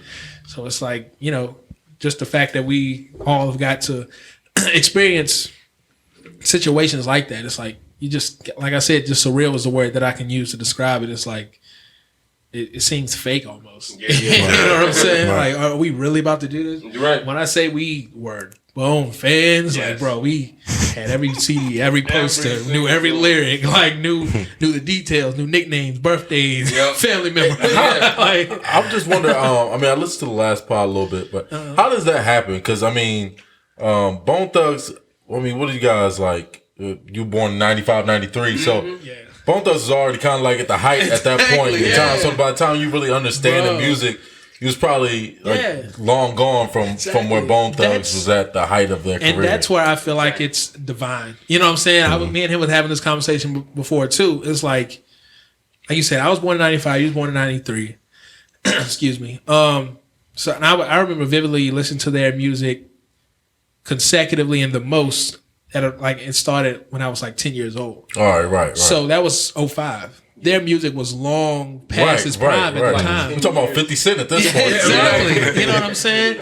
And one of the earliest music video I remember seeing was First of the Month by Bone Thugz and Harmony. Wow. It was like the only one I remember from seeing all those, back, when I was an infant, small child. So it's like, I just think with that sticking to my memory and us somehow finding our way back to being fans of them, even though it's 10 years past their prime, it's kind of like meant to be. You know what I'm saying? Yeah. And then, you know, them coming to Lynchburg. It sounds like a bad movie. You know what I'm saying? It's so much unrealistic stuff that happened. It's like they came to Lynchburg in 2018. And by that time, it's not like we weren't fans anymore, but we were over the fandom era. Right. So it's like, you know, sure. if we go to the show, that'd be dope. But if not, you know, it is what it is. Right. But my girl, she just so happened to buy us tickets. Me and her had just got together. That's So crazy. we went to the show. That's how you know she was the one. Yes. 1,000,000%. Check this cool nugget out as well. Nugget is nuts. So I had just got into cameras at the top of 2018. Mm-hmm. If I hadn't been into cameras, I would have never looked on stage for a cameraman. I just would have been mesmerized at Bone. Right, exactly. You know what I'm saying? So I seen their cameraman. I was like, you know, I'm gonna reach out to him. I'm gonna let him know that I like what he's doing. I'm gonna encourage him to keep it up, and just let him know that I'm trying to do the same thing he's doing. And of course, he hit me back, Cam Junkie. Nope. I was like, That's what you bro, were talking about. yo, here's my number. Hit me up. Let's talk. Let's chat. You know what I'm saying? That's real, man. Yeah, Bro, that's love too. 2 years later, after we shoot the film, shoot the scenes in Crazy Bone's crib, we standing out front talking. He tells us that night in Lynchburg was his first time shooting video for Bone. Wow. No way. Like, what are the chances? Right, something you Y'all's biopic gonna be crazy. It's like what? And they weren't supposed to stop in Lynchburg. That was just some random tour stop. Like they just added it on last minute. Yeah. So it's like it just feels divine to me. Yeah, You it know? really seriously. Everything falling into place is Right. crazy like that. Crazy. Honestly, Like, bro. why y'all in Lynchburg? Yeah, and Same with Lupe. Like, why you? Yeah, and it's funny that you say like by that point we want fans, which I definitely we want fans, but we want like oh my god, Won't super fans. Yeah. Won't checking for the latest movie. right at all. I'm like you know that y'all established. Yeah. But I remember going in and when they came on stage. It came I'm back. like, oh my god! And they got the spin. I'm like, yeah, bro, I was like a kid. I miss yo. my Uncle Charles too. I ain't even got Uncle Charles, but I miss him. For real. But yeah. But for real, it was the same thing at the Lupe show because he didn't go to that show. Yeah, it was yeah. just me and Chris. And I was like, you know, when I was in high school, we listened to a bunch of Lupe and downloaded a bunch of his music illegally onto our computer. And, you know, he was going through, like, you forget about some artists forget about some records they got until you go to a show. Yeah. He started performing something. I'm like, yo, that's John in there, yo. You know what I'm I still be saying? watching that snap of you. Oh, yeah. You be like, Rapping the kick push. Yeah. like, So it was like, it's amazing. I gotta hear about the meeting Lupe because Lupe was one of my favorites when I was younger too. Like those my first two high school, albums, I just absolutely loved. What was that like? Did you get much time to talk with him, or was it kind of a meet and greet quick thing?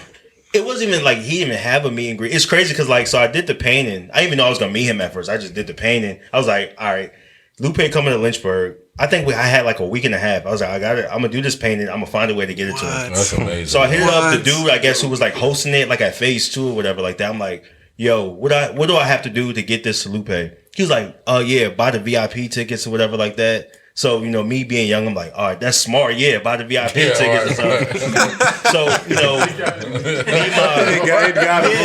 so I'm like, all right, I'm gonna get the VIP tickets. It was like double the price of like the floor tickets or whatever. So I'm like, all right. And my girl went with me. So I'm like, I gotta get her a VIP ticket too. All right. So I get to VIP. It's like 3 people up there. I'm like that was very important. yeah. Y'all ain't very Yeah, I'm like, so before I get to VIP, I walk in the door. I'm like the first one there. I'm hyped. I got the painting in here. Showed the security. I'm like, yeah, I got this painting. I'm supposed to be meeting Lupe. I didn't know I was supposed to be meeting Lupe. I told him that. He's like, oh, that's dope or whatever. A lady walks by. She's like, oh, I like that. She gets on the elevator. He's like, oh, that was Lupe's manager right there. I'm like, wow, like that's my opportunity. I'm like, so I'm like kind of like, you know, pissed off already. So we go to VIP. They got free food and stuff. Like, at least they got food. So we eat and stuff. And then Quincy and them came. A little bit more important than. So I'm a little happy now. Quincy and them came. Everybody, like literally everybody who's there is like sort of bottom floor is packed. So I'm like, I pay for VIP. And like we go downstairs where everybody else. I'm like, I spent all that money. Right. So and everybody downstairs down there on the floor. Exactly. I'm like, why do I want to be in VIP? Like nobody's up here. I'm far away from everything. Yeah. Like you pay a VIP for the nosebleeds. Yeah. That's crazy. That's wild. My man's really got you. That's finesse. So I've been texting the dude while I'm there. I'm like, yo, so how am I gonna get this Lupe? You say, you're gonna help me out. And he's just like, oh yeah. And I'm just like, oh yeah, yeah. That's so, and then like he eventually I couldn't find him there. He wasn't responding back and stuff like that. Of course not. So I was telling Quincy, I was like, yeah, I gotta get this to Lupe. I gotta find some way. I'm like determined. I ain't do all this for nothing. Yeah. So like I'm walking around. I go to like his merch table and I asked the dude, I'm like, yo, is there a way I can get this Lupe? He was like, I don't know. He don't like talking, don't really want people coming back to his room and stuff like that or whatever. Yeah. I'm like, cool. He's like, but I'm gonna find you out in the crowd. Don't worry. He's like, when the show about to start, I'm gonna find you. I'm like, you ain't about to find me. But like, cool, thank you. So much bull at this point. Yo, exactly. Like, I'm ready to just go back to VIP now. But I'm gonna find you. I'm like, cool. Like, show about to start. I feel like tapping on my shoulder. He like, come on, you only got a couple seconds. Come on. So I'm like telling Quincy like, yo, come on. Yeah, facts.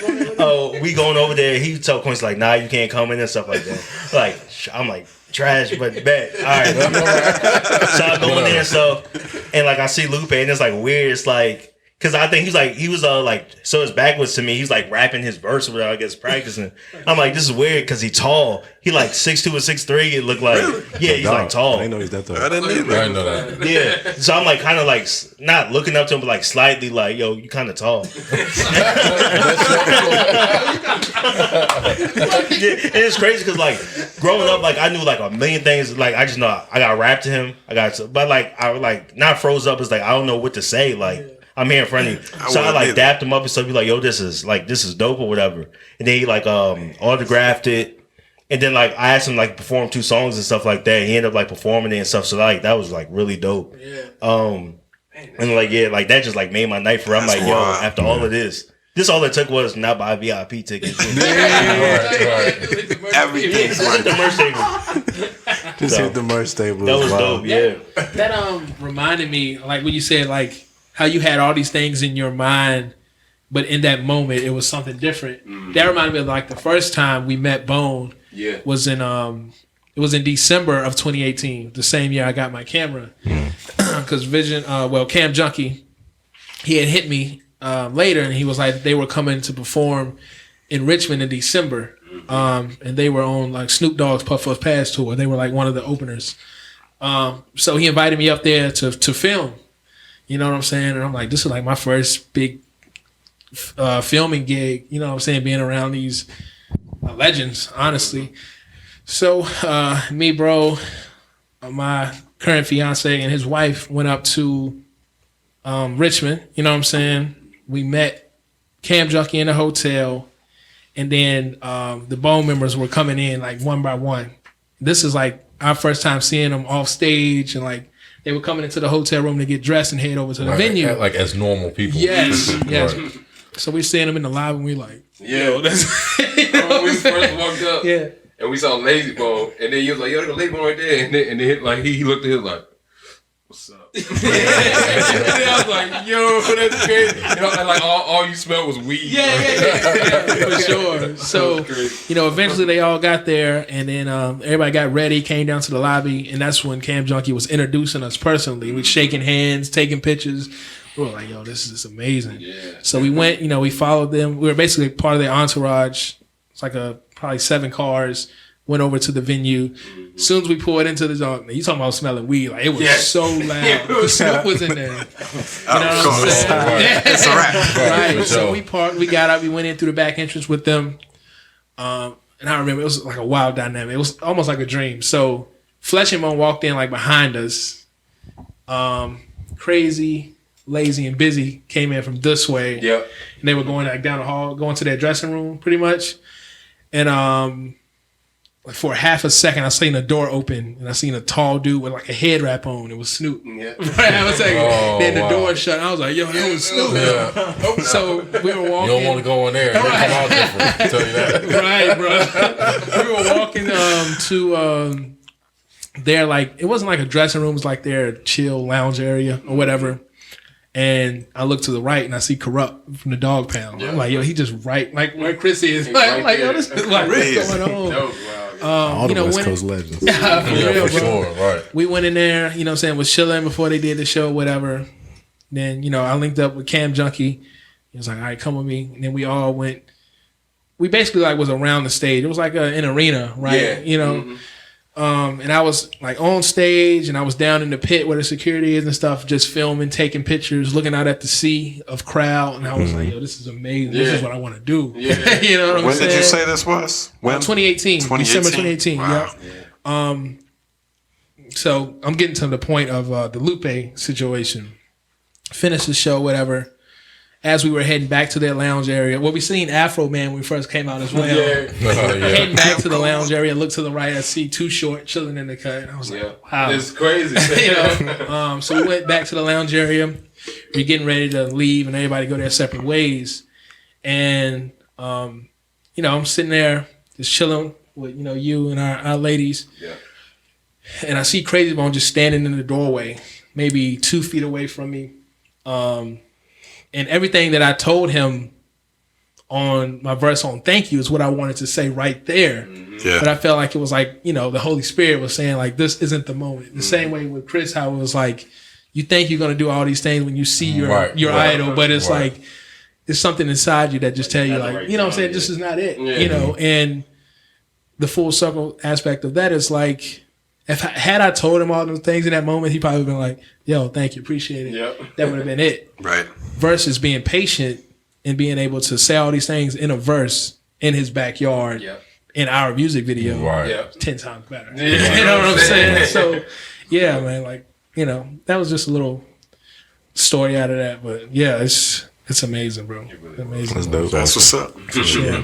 You want to hit you said you had rapid fire questions? I do got some rapid fire. I know y'all heard a quick time with Slime. Quick time with Slime. Drink champs. We're going to do a little Mac version of it. I got a couple quick hitters, this or that. Pick which one y'all want. You want to start from here and then we just keep asking it? Yeah, we can do that. All right. This probably be a tough answer to you, but group or solo? Group. Group. Oh, he thought about it though. Look at him funny now. I should have referenced it like what kind of album do you like making more? Doing the group album or doing your own solo album? Should have like that. Group. Yeah. Okay. Yeah, I might say solo, man. Like just for like the mic. All right, David Russell. You said the mic. I thought you said the money. I'm like, Hey, guys, split this 3 ways. Yeah, like 100% better than 33. No, I love doing like group projects, but solo is just like you're able to hone in and focus in and be repetitive if you want to, and just make it your own completely. So yeah, I love that aspect. So, for sure. That's fine. All right. Cole or Jay-Z? Hove. Easy. What are we talking about? This is the artist itself. Hove. Yeah, easy. That's easy for me. Musically? Just music? Right. Which artist would you prefer? This is all it is. What I prefer to listen to. Left. Yeah. Cole. Okay. I say Cole too. Okay. I don't Google Jay-Z a lot.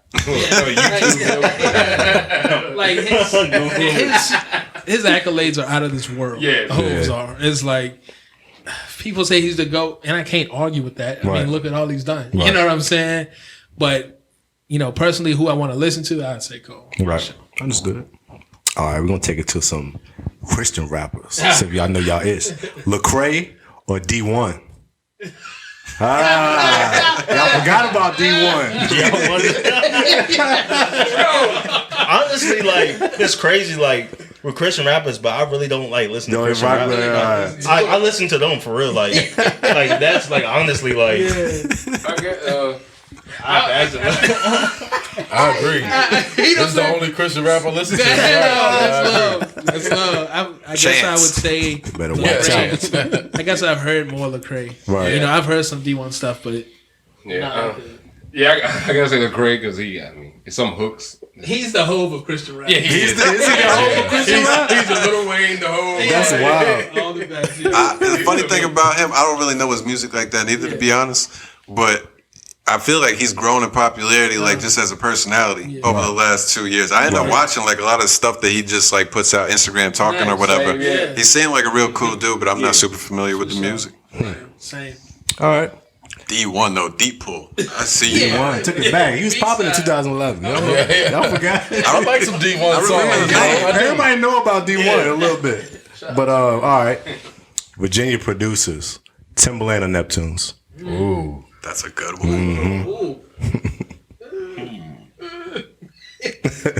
I'm gonna go Neptunes. Yeah, I think I'm gonna go Neptunes on a personal level. Okay. This is a question for him. He got one joint. Yeah. No, he didn't. Who got one joint? What are you talking about? I'm saying he got one joint that's like it's by him, but it's like Timbaland. I'm gonna go Neptune. They got. Hold on. For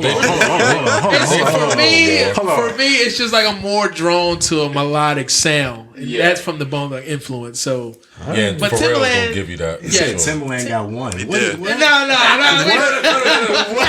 kind of made it sound like it was a hat. He helped with it. That dude's alright. Timbaland is a super duper legend. Yeah, he's a legend. I got one Timbaland the producer and Timbaland boots. I know Chris got the boots. Oh man. New York. Say something. Like Say something crazy. I love that beat. Man, yeah. That beat is amazing. That's really underrated for real. It really is, but I guess it's only one. And that's what I mean by I was one. not expecting all this Timbaland disrespect. I hate that say something beat. Talking about that Drake joint? I mean, but no. See, look. I don't know. I don't think that's one of his better joints Yeah, see, personally. I understand your point because he's known for the. Right. Timbaland sound. Yeah, you know. Don't get me out here talking no Virginia hate. I ain't Virginia cute. I'm Virginia cute. You know what I'm saying? You are Virginia cute. All right. Artists you prefer better, Kanye or Drake? Oh man. Yeah. Had to throw that one in there. I'm a Kanye stan. Right. I didn't know that. But I love Kanye. Like on a creative level, yeah. But like that makes sense. Already. he don't know me, man. But music, oh man. I'd rather listen to Drake. Slow music. Oh, you gotta go. I'm sorry. What? So you picking R&B Drake over Kanye altogether? R&B Drake is different. Like He put it like that. Was it 808s and Drake? I'd rather listen to Drake, but I like Kanye better. I'll put it that way. I like Kanye better. Both, basically. I'd rather listen to Drake. I got you. I'm going Drake 7 days of the week. Okay. Just No, all right. Is this We cutting all this. Is this because of like the Kanye we know now? Like if we're just comparing it to the early Kanye, like the first 4 album Kanye compared to Drake, just to put it in perspective. Which Drake? Like, I guess all of Drake. Yeah. I'm still going Drake, but that 3-4 album Kanye, It tightens it up a little that bit. Kanye is insane. I'm Kanye if we doing early. I'm Kanye, still I'll do that. going Like Drake. first 3 albums? I'm too much of a fan of like blending high level rap with melodies. And 40 all is that a monster, so it's just like for me, it's no. Yeah. I mean, look, I'm on the same way. Look, Drake, I got Drake over Kanye. Because, and here's the reason why. The early Kanye, he's still a legend today. That early stuff, that was crazy, but it was so. I guess it's like he was mainstream, not the saying he was following somebody else, but like you heard him everywhere, just like you heard Drake everywhere. But Drake was so different at the moment. You know what I'm saying? Like I would say Drake's best records are his B-sides. Yeah, exactly, and that's what I'm saying. Yeah, so I mean, Understood. So what was it? It was you picked Kanye, Yeah, Drake. Kanye. All right. Kanye. All right, I got an album comparison. Oh. Get Rich or Die Trying or Good Kid, Mad City. We over the last one. I was gonna say Get Rich or Die Trying. I used to think I was 50 Cent. Man, That's such a classic. oh man, It's the best debut album of all time. That's a good I question. think so, yeah. I mean, which one? If you want, Get Rich or Die Trying. Like, as far as sales and all that. Great sounding amazing. I gotta go with Good Kid, Mad City. I have to. That's probably like my favorite album of all time. It might be. It's up there. It might be. I think Good Kid, Mad City is just. But Mini Man. Oh man, Of course. Get Rich or Die Trying is an undisputed classic. Right. Yeah, for real. But Good Kid, Mad City, I think when you take an artistic approach in your analyzation, it's like this is so much more deeper on a conceptual level. Right. Yeah. 50 Cent was, primarily just rapping about his life and street things like that. And I guess, Kendrick as well, but he just did it in such an introspective way storyline. that it's like, it's too good. It's Right. too good. I got to go with Good Kid. Can I? Go ahead. Get Rich or Die. Kid. That's funny. Can I say a stalemate? Like, can it be a tie? Like, I'll be a tie too then. yeah. I didn't know the rules. Like, that's two different eras in my life. Yeah. Like, literally, I'm a Facts. kid. Facts. I hear that. Right. Like, yo, this is like, I want to be 50 Cent. Then I hear Kendrick like, yo, I want to keep rapping. So it's Exactly. So and I got to see think like it's a tie. Get Rich or Die Trying come out in like living in New York, New Jersey. See that? Yeah, That's that was probably different. Yeah, Had the city on that's lock. dope for sure. I think everybody wanted one of those G-Unit beaters. Everybody gonna shake. Everybody gonna feel like that. Thick strap. But then you have to realize once you put it on, it's like, oh, my chest is developed enough. That's just not filling that joint out. I forgot that. I forgot I'm fat. You're just dying trying. Just dying No, trying. it took me, I had mine for 3 years before I got He just started putting it on. He just started putting it on now. Y'all been hitting the weights pretty good. Yo, I forgot I ain't shaped like that. Like, man, that's crazy. Why you built like you died trying? Yeah, right. You don't look very bulletproof. Put that on. I'm gonna tell you that. At all. That was actually, speaking of 50 Cent, the first song I ever performed was Stunt 101. It was like second grade, I think. The first song I ever performed. That's a good Young one. Buck's part. Me and my two friends. He spit bucks. Young Buck had the best verse in the whole song. He's bad. That's hard. Where'd you perform this at? Oh, in class. In class. In class. Y'all was doing everything in like, class. It's crazy. Like, we used to have like a talent show in class like every Friday. Oh, word. And we got to pick a song and stuff. And I remember doing Stunt 101. In third grade, I performed Hush by LL Cool J. And in sixth grade, I did Blue Magic by Jay-Z for Black History Month. Yo, Oh, you had all this. Yeah, I That's remember so getting wild. in trouble for Blue range. Magic. Because I remember it was a Black History project. You had to just do like a black person and do like a biography, but you had to like basically like act like them. So when you present the project, you had to like speak like you were them or whatever. I remember like I was doing my homework So I'm and gonna be like my Frank dad was like, Lucas. "Who you doing?" And I was like, "Oh, I'm doing Jay-Z." He's like, "You doing Jay-Z? Like all these, you could do like Frederick Douglass stuff. People actually did something black people." So I'm like, nah, I'm doing Jay-Z. Like, then he was like, "What did Jay-Z do with black people and stuff like that?" And I was going through the whole thing. He was mad about it, but I ended up like performing Blue Magic. Yeah, Jay-Z. That's hilarious. That's Came in the wild. second grade, Stunt 101. Oh, yeah. That's hilarious. I love it. Yeah, they went to LL Hush. yeah. That's wild. Great song. Great song. I think that's all I had on my straight shots. Nice. Straight shots. I had just random question of your what were your thoughts on the Bone Thugz verses? Oh yeah, Great verse. Hilarious. 3-6. I'll let y'all wild. start with that for real. That was fans. very entertaining. That was like the only verses that we like paid for, Yes. right? You know what I'm saying? We bought pizza. We all pulled up. We made it. We made an event out That's of fire. it. Matter of fact, Bone party. if I was in LA, I would have been filming at the verses. Cam Junkie was there. Yeah. No And way. he was like, if you would have been out here, you would have definitely been able to film this song. So That would have been incredible. Yeah, Oh man. But yeah, it was. I mean, I think 3-6 won by landslide. Yeah. But it was very entertaining, and it was just the fight was hilarious. That's honestly all I saw. Yeah. Busy gets busy. Yeah, exactly.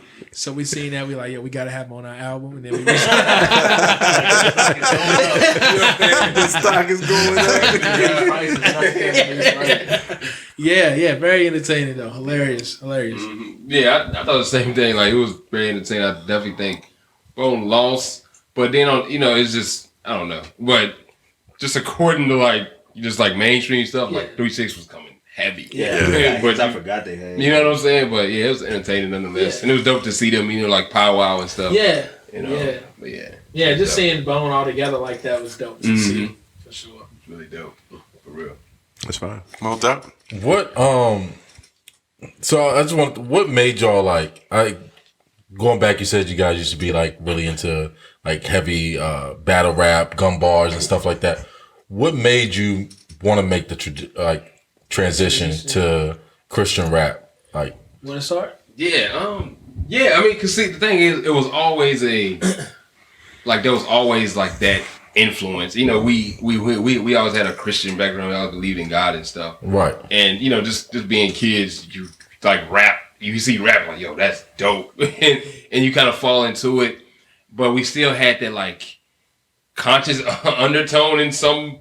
It was weird because like when we did songs, we had like a conscious undertone. But if we would just do freestyles, it's just like, yo, you say whatever. Right. So it was just kind of like, and then at one point I just had a revelation like, yo, it's weird because it's like two-sided, and I don't want to be that. Right. You know what I'm saying? I don't want to be like, oh, on you doing a record, you sound like you uplifting, but then when you doing freestyles, you want to kill people. Like, we had some crazy. It's like I think that's the most ironic part is like we wouldn't even cuss. Yeah, you know what I'm saying? Yeah. But some of the things we would say would be so vulgar. It's like you might as well cuss. Yeah, You know what I'm saying? Like, yeah, for sure. Yeah, and that's a very good point. It's just like, yo, you might well just say it all, because I'd rather hear somebody say like, yo, I like use the F word and say like, yo, I effing love you, and just like really mean it, versus somebody just saying, yo, I kill your family. At all. So just kind of that, and just whole lot thing, and then just going through life, growing. Growing. Yeah, I just felt like I had, like, me personally, I felt like God was like, yo, like one day I feel like I felt him say like, you're gonna make it somewhere in music, but if you don't transition, what you're getting into is gonna eat you alive, and that kind of scared me, for lack of a better term. So I'm just like, you know what? I'm gonna do a transition. And when I first started, I was kind of like, dang, so how I'm gonna make it dope, but still represent God? Right. You know what I'm saying? So that was always kind of a challenge, but I just, kept going. Just praying every night, like, yo, just show me what to do, and then it kind of just flowed naturally. We here today. So. And that what you spoke about earlier was kind of like the duality of it, and it really spoke into it on an earlier level about like feeling conviction. Yeah. You know what I'm saying? Like how, like I said, we wouldn't cuss, because, or even more so in like real life, we weren't smoking, we weren't drinking, we weren't doing nothing who was rapping. We weren't any type of street guys or nothing like that. Unless y'all was in a Jeep. We had that type of. We always had that type of conviction to like not do bad things. You know what I'm saying? It's just like, it just didn't translate in the music. But it feels like it's always there. It's kind of like music was like the final step. It's like, okay, just be true to who you are. Right. You know what I'm saying? Exactly. But yeah, and him making a transition, like we like, I guess publicly done it at the same time, but it was him making the decision first. That was a major influence on me. Not so much where it's like, yo, I'm going to do it because he's doing it, but it's like I was already feeling this personal conviction as well. Right, and him taking that initial step is what motivated and prompted me to go ahead and continue to do so. Yeah. Oh yeah, I would honestly agree for real, because like we was saying some crazy stuff. Like looking back, especially me, like I was really like for real, like Eminem 2.0 for real, like bad enough we had to delete those videos, crazy. And I remember, I think we're really like, I didn't think too much about it until someone was like, "Oh, I thought y'all was Christians." Yeah, I think that's what really stuck with me. I was like, "Dang, like I'm just trying to rap, just to say whatever I can say, crazy, and people react to it." But I didn't.